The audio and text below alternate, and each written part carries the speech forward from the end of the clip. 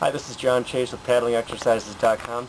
I'm going to show you a few different warm-up exercises and mobility drills that are going to help you loosen up those muscles that you're going to use during paddling. So go ahead and watch the video, and don't forget to visit PaddlingExercises.com.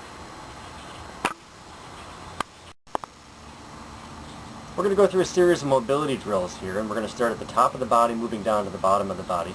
You're going to perform each of these for about 30 seconds in total. So we're going to start right here at the top, at the head, and we're going to do a head turn. So real simple, starting looking forward, just going to turn the head off to one side and return.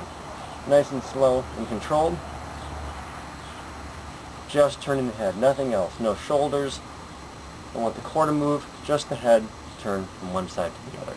Our second one is going to be an arm circle. And we're going to perform that arm circle again, keeping the body nice and stable. No movement through the rest of the body. Just going to start warming up those muscles of the shoulders and warming up the arms a little bit here. Getting the rotator cuffs moving. You can go 30 seconds forward and go 30 seconds back on each side. So I'm just doing one side here. You want to do this through a pain-free and pop-free range of motion as well. So if you start to hear weird pops and cracks, or if it hurts anywhere, so for example, if you were right here and it hurt, as you're going around that, just go ahead and stop, go to the opposite direction. So 30 seconds on each side, 30 seconds each direction. Our third one is a high pull. So for a high pull, we're going to start with the hands facing forward, and what I want you to do here is just pull back. All right, so you're going to just draw the shoulder blades back, and we're just going to draw the elbows up nice and high, keeping them up at shoulder level. So that's a high pull. Again, performing that for about 30 seconds. Our next one is going to be a traffic cop. So for a traffic cop, we're starting in this position, getting the elbows up nice and high, getting the arms parallel to the ground, keeping the lower arms, keeping the hands hanging down nice and low, and then from here we're just rotating up and back. So rotating up and back. Keeping the shoulders stable, keeping the elbow in this same position, just rotating up and back. You can perform that one for about 30 seconds as well. Now our next one, we're going to get down on the ground here. This is called a quadruped thoracic spine rotation exercise. You need to get that rotation through the thoracic spine, so the middle of your back. So for this one, we're going to start down in this, starting in a 4-point position. And I'm going to have you take one hand, bring that hand up, put it right behind the head. And you want to keep the hips stable, so you don't want to move the hips at all. All we're looking to do here is just rotate up and back. You just want to rotate that shoulder up nice and high. As little movement as possible through the lumbar spine. So this region right here, you don't want that to move. You don't want the hips to move. All you're looking for is just a little bit of rotation in the middle of the back.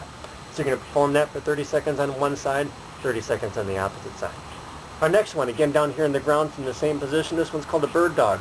We're going to, again, working on those muscles of the shoulder, get a little bit of a balance challenge in here. We're also going to start working on the glutes a little bit.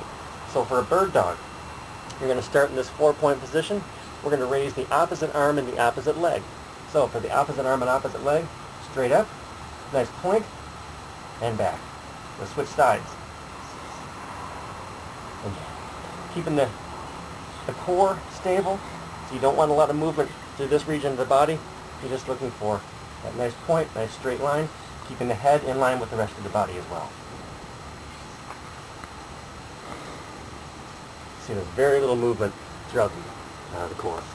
Our next one's a fire hydrant. So again, down in the same position, easiest way to describe this in words, imagine you're a dog, a fire hydrant. So here we are, 4-point position, working on getting a little bit of mobility of the hips with this one. So for this one, all you're doing, bringing the leg out to the side and back. So again, little movement to the rest of the body. We're just bringing the leg out to the side and return. Leg out to the side and return. We perform that one for about 30 seconds on each side. I know, it's a funny one, but it's definitely effective for the muscles of the hip and the glutes. All right, our next one is a squat to stand. So for a squat to stand, you're going to come down into the squat position, going to grab the toes. You hold on to the toes. I want you to keep the head in line with the rest of the body, meaning that we don't want to bring the head up real high, don't want to tuck the chin, we want to keep it in a neutral position, keep it in line with the body. So from here, I'm going to stand up and return. Stand up and return. Starting to wake up those hamstrings. When you're sitting, those hamstrings tighten up. Want to loosen those hamstrings up. So there's a squat to stand. And then our last one is a Spider-Man crawl. So for a Spider-Man crawl, what we're going to do is I'm going to have you get this wide offset position. You're going to drop both hands on one side of the foot. So we're looking for this stretch through the hip flexor right here, and getting this stretch through the hamstrings up here.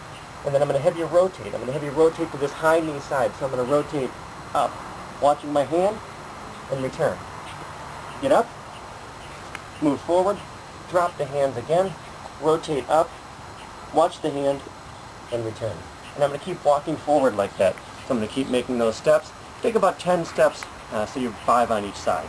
Our last one, I'm going to grab a kayak paddle here.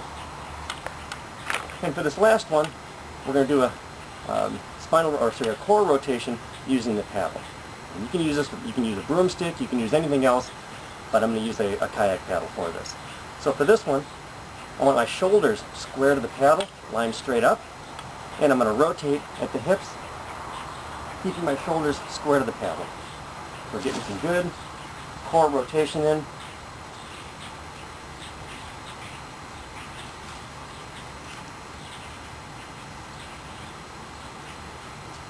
Keeping the lower body stable, no movement at the lower body, and just rotating the core. So those are a great series of mobility drills. I hope you enjoyed them. Use them well.